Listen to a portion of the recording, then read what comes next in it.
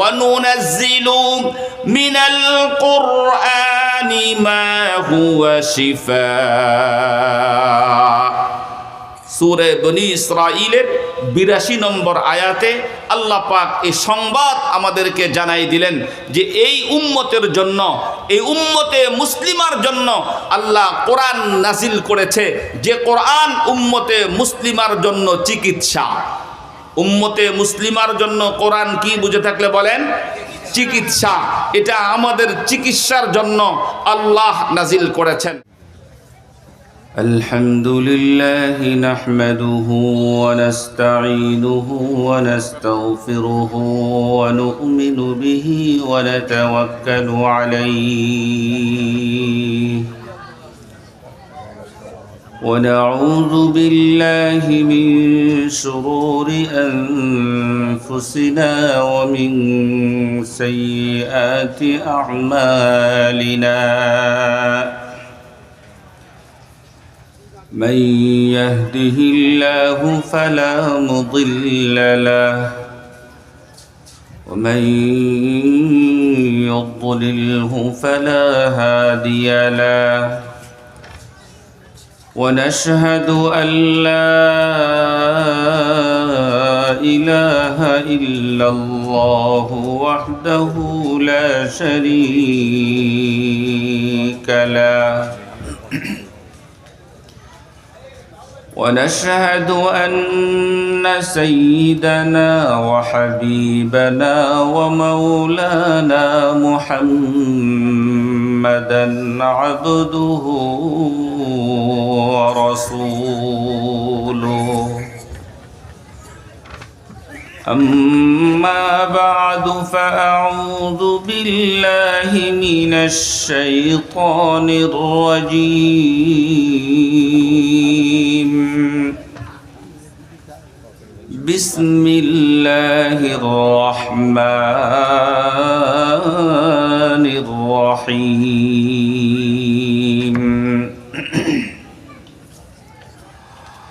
وننزل من القرآن ما هو شفاء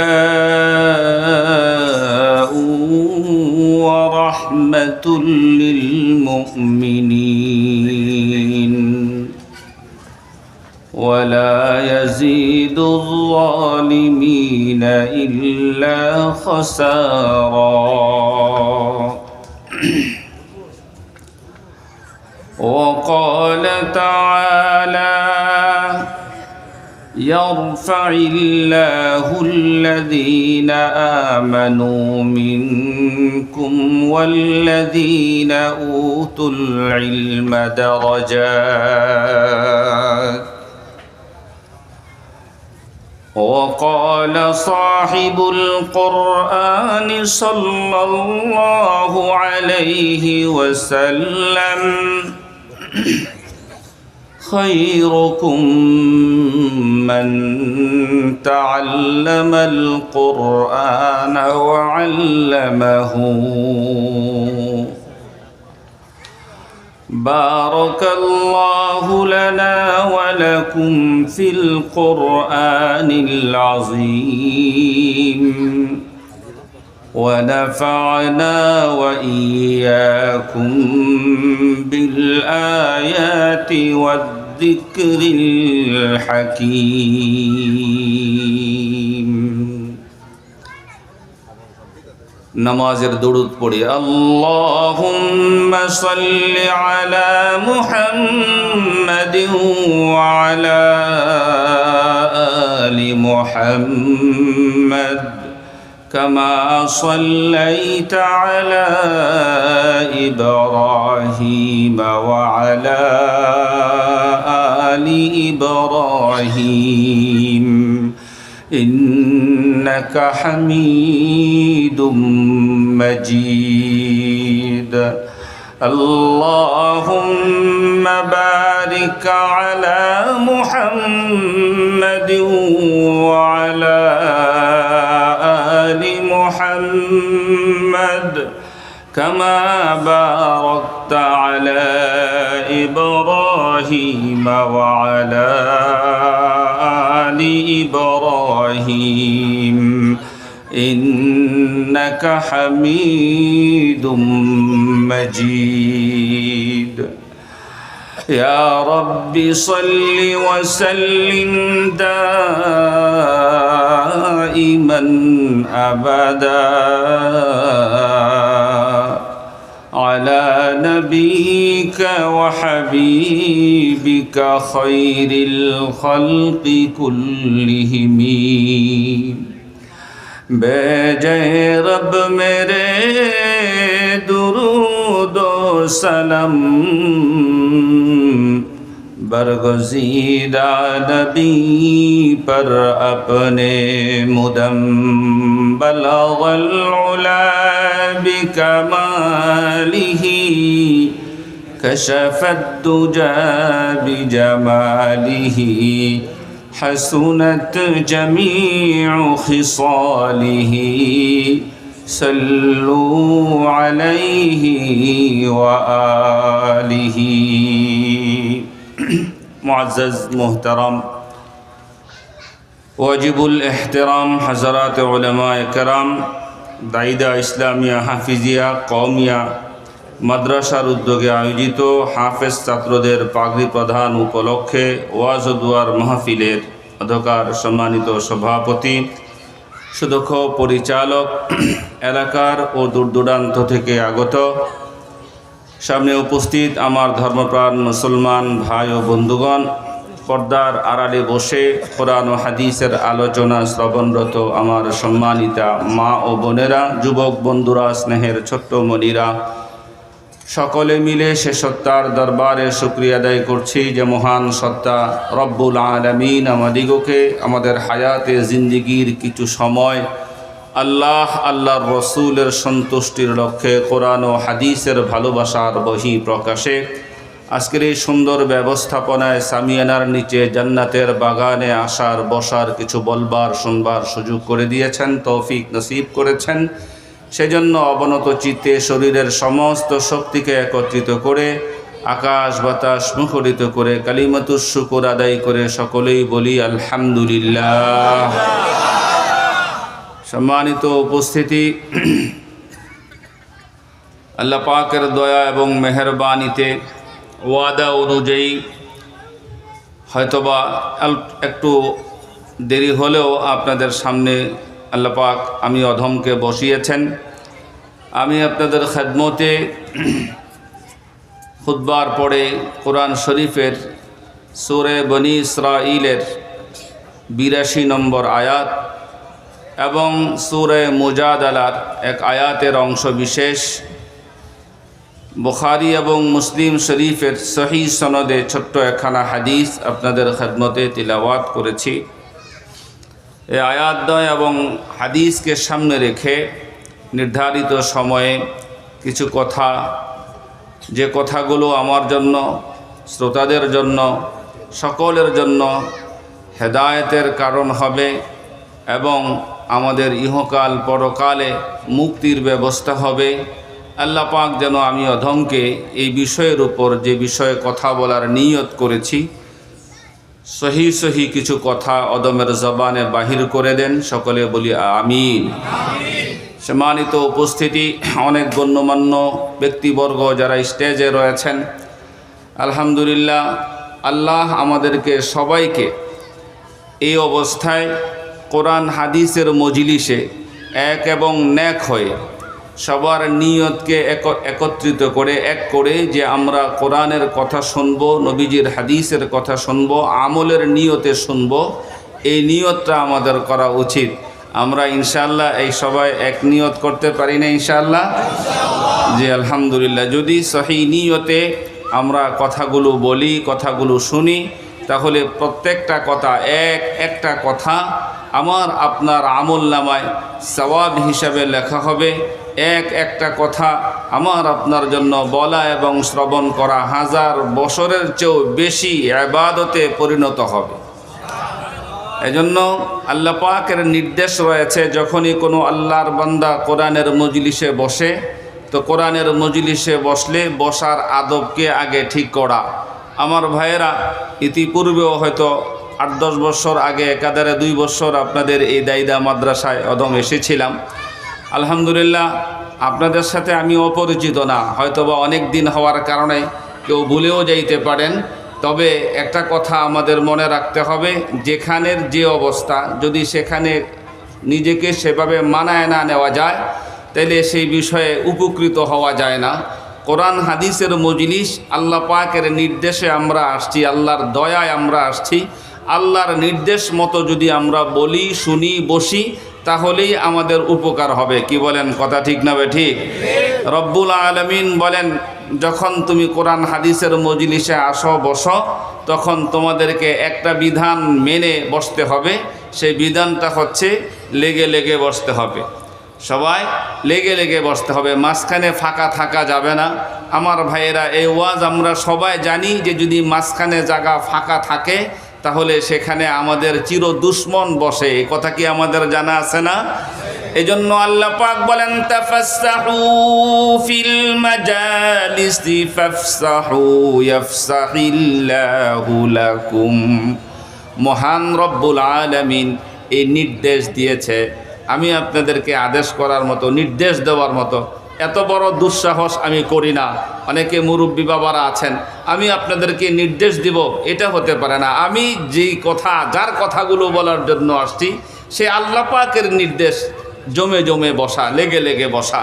আমার ভাইয়েরা, যদি আমরা এখানে কিছু সময় বসি, এর দ্বারা উপকৃত না হতে পারি, হাসরের ময়দানে আজকে যেভাবে আপনাদেরকে আমি কথাগুলো বলতেছি, ওই দিন আপনারা আল্লাহর সামনে দাঁড়ায়া বলবেন, মৌলবী তুমি তো ওয়াজ করতে আসছিলা, আমরা যে ওয়াজে বৈশা আল্লাহর বিধান অমান্য করেছিলাম, ফাঁকা ফাঁকা বসেছিলাম, শয়তান আমাদের দিলটাকে এখান থেকে কেড়ে নিয়েছে, আমরা যে সঠিক উপকৃত হতে পারি নাই, কেন তুমি বললা না? সে প্রশ্ন ওই দিন আল্লাহর সামনে আপনারা উত্থাপন করবেন। আল্লাহ আমাকে ধরবে, কেন তুমি বললা না? এজন্য আমি শুধু আল্লাহর ভয়ে বলতেছি। আমার ভাইয়েরা, আমার বন্ধুরা, 2 নম্বর উপকারিতা হলো, যদি মাঝখানে জায়গা ফাঁকা থাকে, পরে যারা আসে, সামনে আসতে চায়, আমার আপনার ঘাড়ের উপর দিয়া জুতা হাতি নিয়ে আসবে, এটা আমার আপনার জন্য অকল্যাণ, এটা আমার আপনার জন্য অপমানের কারণ। এজন্য মাঝখানে ফাঁকা না রাখা চাই, পরে যারা আসবে পরে বসবে। যাই হোক, 1 নম্বর। 2 নম্বর বিধান আল্লাহ পাক বলেন, এটাও কোরআন হাদিসের কথা আলোচনা শোনাইবার আগে আমার বান্দাদেরকে এ কথাটাও জানাই দাও, তারা কেমন মন নিয়ে, কোন মন মানসিকতায় কোরআন হাদিসের কথা শুনবে। রব্বুল আলামিন সুস্পষ্টভাবে কোরআনে হাকিমের মধ্যে বলে দিয়েছেন, ওয়াইদা কুরিআল কুরআনু ফাসতামিউ লাহু ওয়া আনসিতু লাআল্লাকুম তুরহামুন।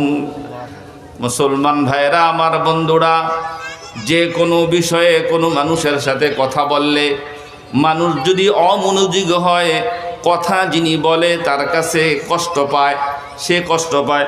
আমি গুরুত্বপূর্ণ কথা বলতেছি, তুমি অমনোযোগী, অন্যদিকে চিন্তা করতেছ। দুনিয়ার কোনো কথা বললেও সেখানে যিনি বলে কষ্ট পায়, যিনি বলে রাগ হয়। আল্লাহ পাক বলে, আমার কোরআনের কথা হবে, যেখানে তুমি কোরআন হাদিসের কথা শুনবা, 1 নম্বর শর্ত হলো ফাসতামিউ লাহু, মনোযোগ দিয়ে শুনতে হবে।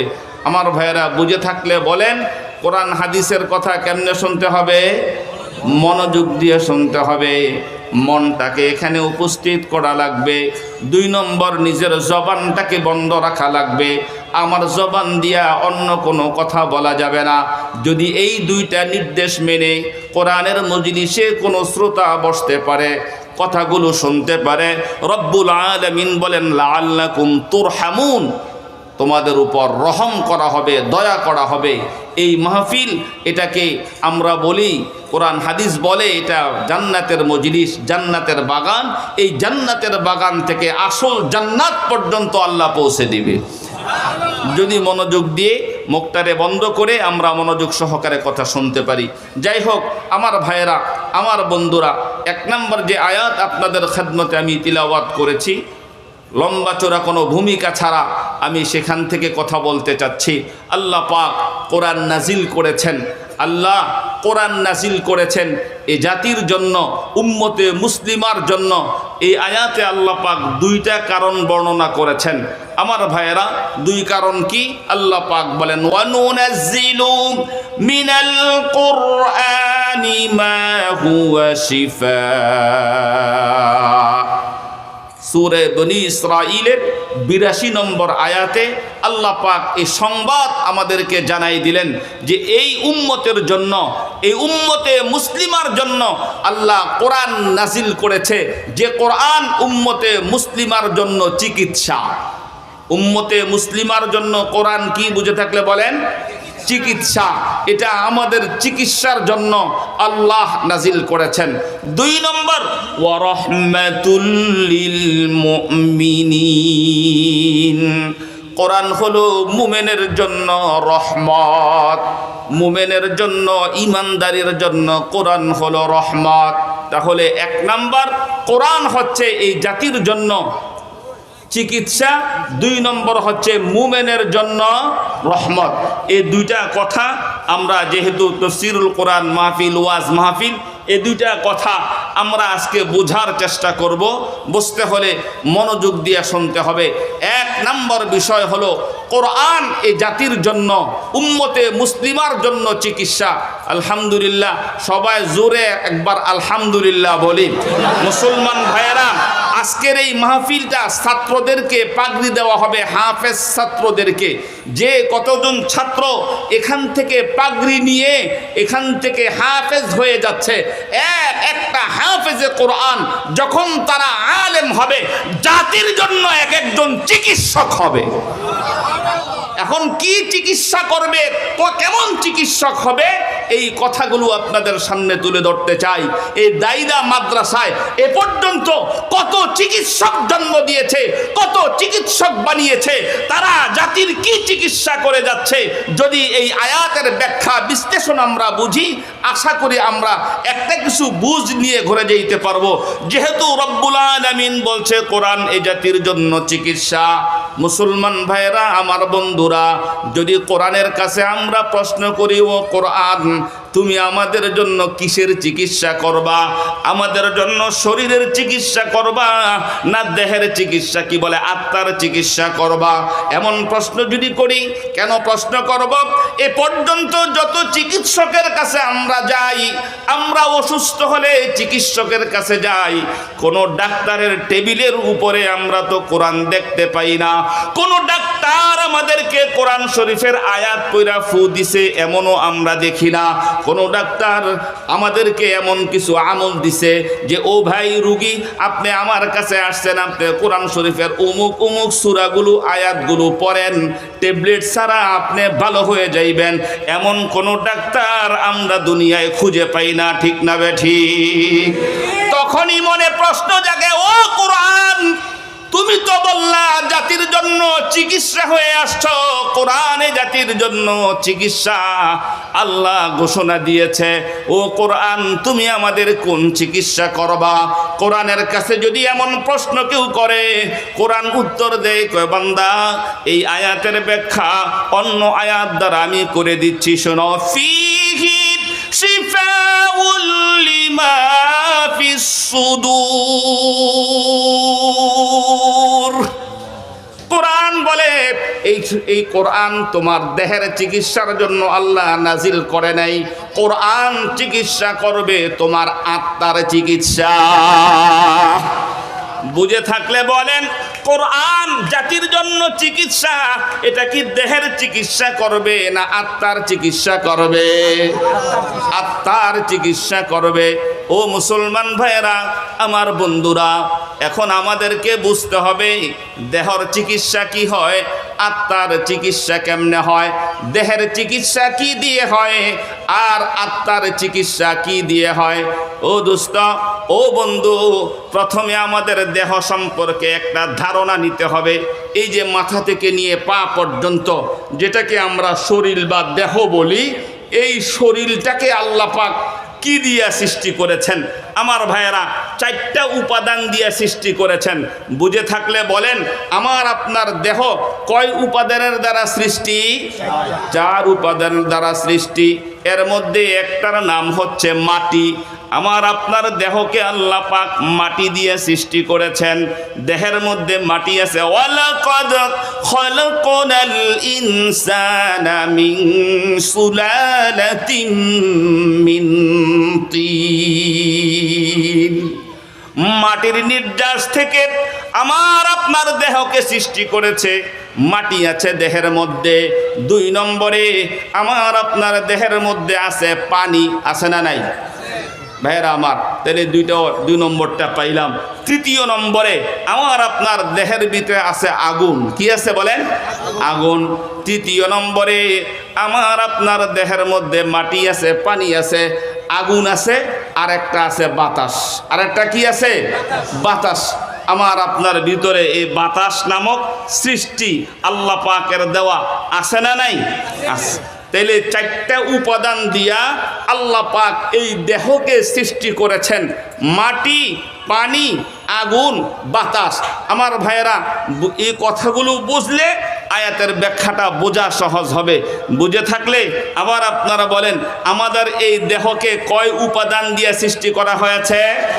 4টি উপাদান দিয়ে আল্লাহ পাক সৃষ্টি করেছেন, মাটি, পানি, আগুন, বাতাস। ও দোস্ত, ও বন্ধু, এই 4 জিনিস দিয়ে আল্লাহ পাক এই দেহকে সৃষ্টি করে। আবার এই এমন 4টা জিনিস এমন আছে যে 4 জিনিস ছাড়া এই দেহটা কখনো সুস্থ থাকবে না, বেঁচে থাকবে না, বেঁচে থাকবে না। 4টা জিনিস আবশ্যক, 4টা জিনিস লাগবেই। এই দেহ সুস্থ থাকার জন্য 4টা জিনিস লাগবে, বেঁচে থাকার জন্য 4টা অবশ্যই অত্যাবশ্যক 4টা জিনিস। এর মধ্যে একটার নাম হলো অন্ন, যেটাকে আমরা খাবার বলি। বাইরা আমার, এই দেহের মধ্যে যদি খাবার না ঢুকানো হয়, খাবার না খায়, একটা মানুষ যদি খাবার না খাইতে পারে, কয়দিন বেঁচে থাকবো? বেঁচে থাকার সম্ভাবনা নেই। আস্তে আস্তে দুর্বল হবে, দুনিয়া থেকে বিদায় নেবে। একটার নাম অন্ন, দ্বিতীয়টার নাম হলো বস্ত্র, জামা কাপড়। এই দেহ সুস্থ রাখার জন্য যেই জিনিসটা দরকার, 2 নম্বরটার নাম হলো বস্ত্র বা জামা কাপড়।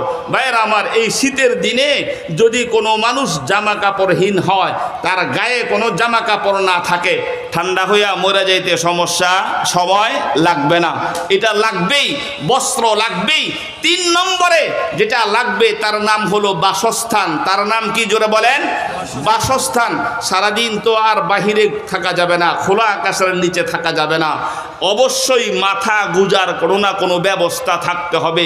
চাই সেটা বিল্ডিং হোক, টিনের ঘর হোক, সোনের ঘর হোক, অথবা ঝুপড়ি হোক, এমন একটা বাসস্থান দরকার, আছে না নাই?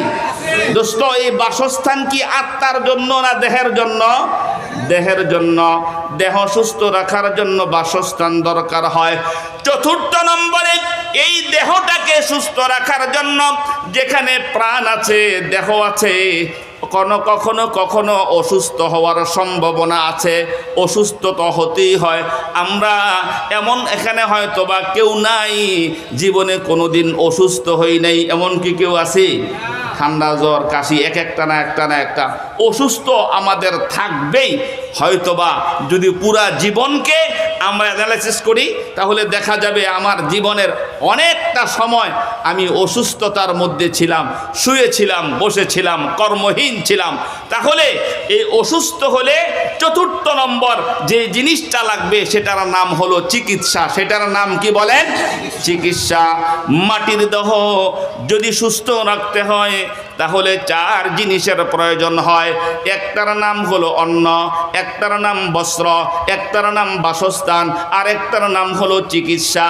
দোস্ত, ও বন্ধু, আমার আপনার দেহ কি দিয়া সৃষ্টি এটাও জানলাম। আমার আপনার দেহকে সুস্থ রাখতে হবে কোন কোন জিনিস দিয়া, এটাও জানলাম। দোস্ত, ও বন্ধু, এখন একটা প্রশ্ন হলো, আমরা আমাদের দেহ কি বুঝলাম, দেহের সুস্থ রাখার জন্য কি লাগবে সেটাও বুঝলাম। এখন যদি প্রশ্ন হয়, আমার আপনার দেহটা আসল জিনিস না আত্মাটা আসল জিনিস? বোঝেন নাই? দেহ আসল জিনিস না আত্মাটা আসল জিনিস? আত্মা আসল জিনিস। এখানে আমরা যারা ওয়াজ শুনতেছি, স্টেজে হই আর নিচে হই, কেউ কি আত্মাটা দেখাইবার মতো ক্ষমতা আছে? আমাদের আত্মা যে আছে, এটা কি দেখাইবার মতো কারো ক্ষমতা আছে? বোঝার মতো তো ক্ষমতা আছে, বোঝার মতো ক্ষমতা আছে। এই মুহূর্তে আমি আবু বকর, যদি আমার আত্মা চলে যায়, যাওয়া অস্বাভাবিকের কিছু না, শতভাগ সত্য বিশ্বাস করতে হবে যে এই মুহূর্তে যদি আমি মারা যাই, তাহলে এখানে আমি যদি ঢলে পড়ি, আমার এই দেহটাকে কেউ কি আবু বকর বলবে না আবু বকরের লাশ বলবে? আবু বকরের লাশ, মাওলানা আবু বকরের লাশ। তাহলে আমার যে নামটা আছে আবু বকর, যে নামটা যেখানে ব্যবহৃত হচ্ছে, এটা কি দেহের উপরে না আত্মার উপরে? মুসলমান ভাইরা রে আমার, এখন আসেন, রব্বুল আলামিন আমাকে আপনাকে এই দেহ দিয়া দুনিয়ায় সৃষ্টি করেছেন, যাকে 4 উপাদান দিয়া বানাইছেন। এই দেহ সুস্থ রাখার জন্য 4টা জিনিসের প্রয়োজন। এই 4টা জিনিসও আসমান থেকে একটাও না, এই 4টা জিনিস দুনিয়ার জমিন থেকে ব্যবস্থা হয়। আমার আপনার অন্ন, বস্ত্র, বাসস্থান যেগুলো আমরা দেখতেছি, একটাও আসমান থেকে নাজিলকৃত না, মাটির মধ্যে হয়, মাটি থেকে জন্মায়। ও দোস্ত, ও বন্ধু, 1 নম্বরে দেহ সুস্থ রাখার জন্য যে খাবারগুলো আমরা খাই, একটা খাবারও কিন্তু আসমান থেকে নাজিল হয় না, জমিনের মধ্যে জন্ম নেয়। কথা ঠিক না বেঠিক? আমার দোস্ত, আমার বন্ধু, তোমার আমার দেহ যেটা মাটি থেকে সৃষ্টি, মাটির দেহের মধ্যে মাটি, পানি, বাতাস এবং আগুন যেখানে, এই সব খাবারগুলো যদি খেতে হয়, সব খাবার কাঁচা খাওয়া যায় না, সবগুলো খাবার এভাবে খাওয়া যায় না। এই খাবারগুলো দেহে ঢুকাইতে হলে পানি দিয়ে ধুইতে হয়, আগুন দিয়ে পড়তে হয়। ও দোস্ত, আগুন জ্বালাইতে হলে বাতাসের সাহায্য নিতে হয়। এই 4 জিনিসের সমন্বয়ে আমার আপনার খাবারের ইন্তজাম হয়, আর এর দ্বারা দেহটা সুস্থ থাকে। এই দেহের জন্য যদি কোনো খাবারের প্রয়োজন হয়, এই দেহকে সুস্থ রাখার জন্য যদি কোনো খাবারের প্রয়োজন হয়, এই খাবার যদি খাওয়াটা আমরা জরুরি মনে করি, আমার আপনার যে আত্মা আছে, যেটা আমাদের দেহের জন্য আসল জিনিস, যেটা আপনারা বললেন, আমরাও বলি, আমার আপনার দেহের জন্য যেটা আসল জিনিস, তার নাম আত্মা। আত্মাকে যদি সুস্থ রাখতে হয়, তাহলে কিভাবে রাখতে হবে? এই আয়াতে আল্লাহ পাক এই কথাটাই উম্মতে মুসলিমাকে বুঝাইবার চেষ্টা করেছে। আমার ভাইয়েরা, তো আত্মাটা কি জিনিস? আত্মা মানে রূহ, এটা কি জিনিস? এ সম্পর্কে নবীজিকে প্রশ্ন করা হয়েছে। ওয়ায়াসআলুনাকা আনির রূহ, প্রশ্ন, ও আল্লাহর হাবিব, ও আল্লাহর নবী, আপনি যদি সত্য নবী হন, তাহলে রূহ কি জিনিস এটার পরিচয় দেন। নবীকে জিজ্ঞাসা করা হয়েছে, রূহ কি জিনিস, রূহ কি? আল্লাহর নবীর কাছে এই প্রশ্ন আসছে। আল্লাহর নবী সাল্লাল্লাহু আলাইহি ওয়াসাল্লাম আরশে আজিমের মালিক আল্লাহর দিকে তাকিয়েছেন যে রূহের পরিচয় আল্লাহ কি দেন। আমার ভাইয়েরা, আমার বন্ধুরা, আল্লাহ পাক তারপরেই রূহের পরিচয় দিয়েছে। আমাদের রূহটা কি জিনিস বোঝা দরকার। এটা তো অনুভব করে আসে, কিন্তু এটা কি জিনিস আল্লাহ পাক নিজেই বলেন, কুলির রূহু মিন আমরি রাব্বি। আল্লাহু আকবার। রূহ কাকে বলা হয়?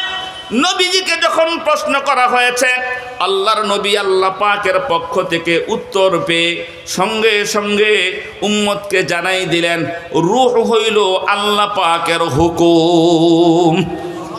রূহ কার হুকুম? আল্লাহ পাকের হুকুম।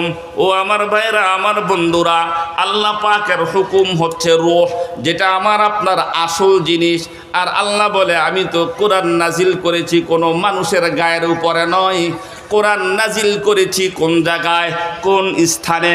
শোনো, কোরআন দ্বারা তোমাদেরকে আমি জানাই দেই, আল্লাহর হাবিব সাল্লাল্লাহু আলাইহি ওয়াসাল্লামের উপর কোরআন নাজিল হয়েছে তাই বলে মুসা আলাইহিস সালাতু ওয়াস সালামের মতো পাহাড়ে গেছে আর কিতাব গারে উঠাই দিছে, বিষয়টা এমন না।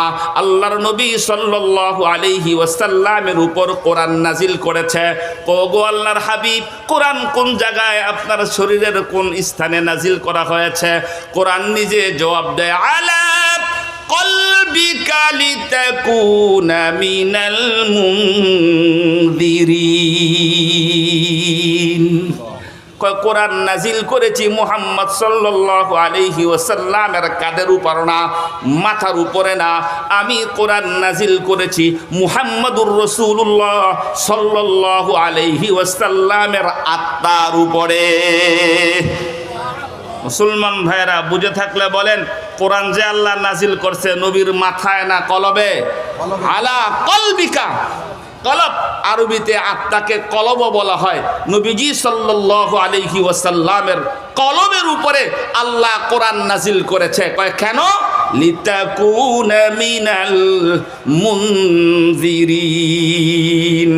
রব্বুল আলামিন বলে, এই কোরআন দিয়া আমার বান্দাদেরকে, উম্মতে মুসলিমাকে যেন ভয়ভীতি প্রদর্শন করতে পারে, এই জন্য আমি আল্লাহ আমার হাবিবের কলবের মধ্যে কোরআন নাজিল করেছি।